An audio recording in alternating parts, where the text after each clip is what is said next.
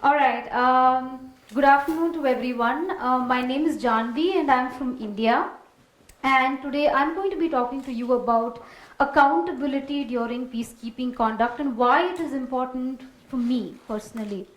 But before I do that, being the narcissist that I am, I'm going to tell you something about myself. Sorry, that was just to make you laugh. Yeah. So I come from the southwestern region of India, and I'm going to admit I grew up in a really secure environment. I have never personally witnessed an armed conflict. I have never seen victims of armed conflict either, not firsthand. But what that did for me was that it just sort of protected me against a lot of the harsher realities that are out there.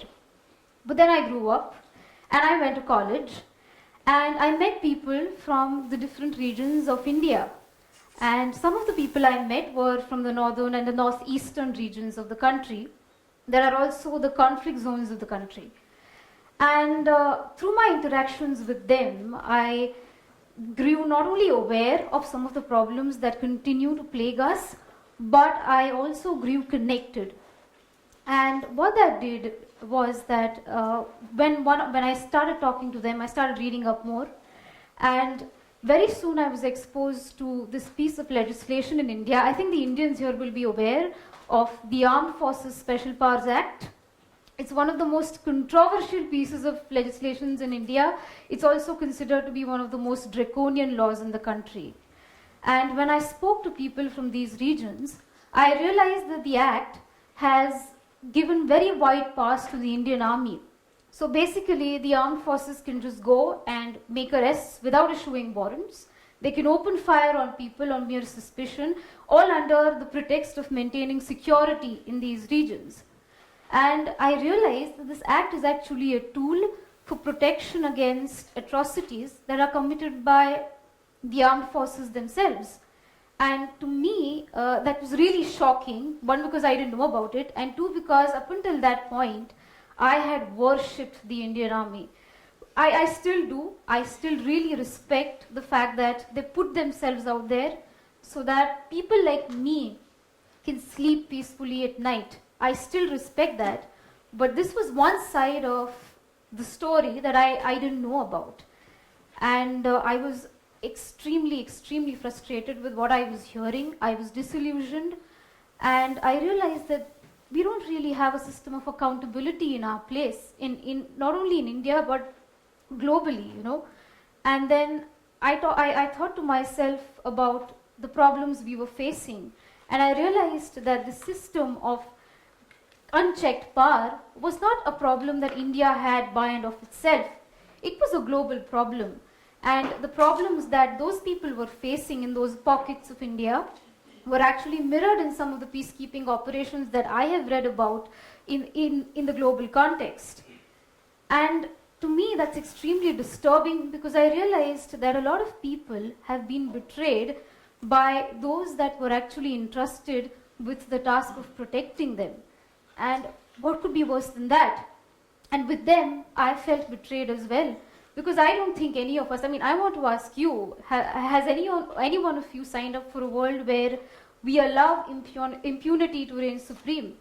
Where impunity is something that is that we've grown so impervious to. And I don't think any of us really signed up for that sort of a world. And I realized that, I mean, at least in domestic systems, we have courts that examine the validity of legal mandates from a human rights perspective.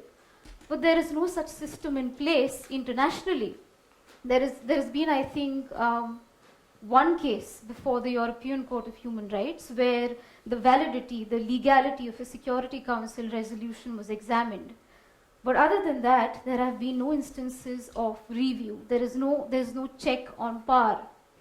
And to me, if you're going to really build a democratic society in the world, you need to start with that. You need to make sure that you're putting the right fetters on the exercise of power. But that's not really happening. Even the International Court of Justice, which is the principal organ of the UN, the judicial organ of the UN, has been reluctant to go into the question of judicial review and go into the question of examining the extent of the power that is being exercised by the Security Council. And this is a pressing problem because when I relate it to my own people, I realize that we're living in a world where abuse of power has become a norm.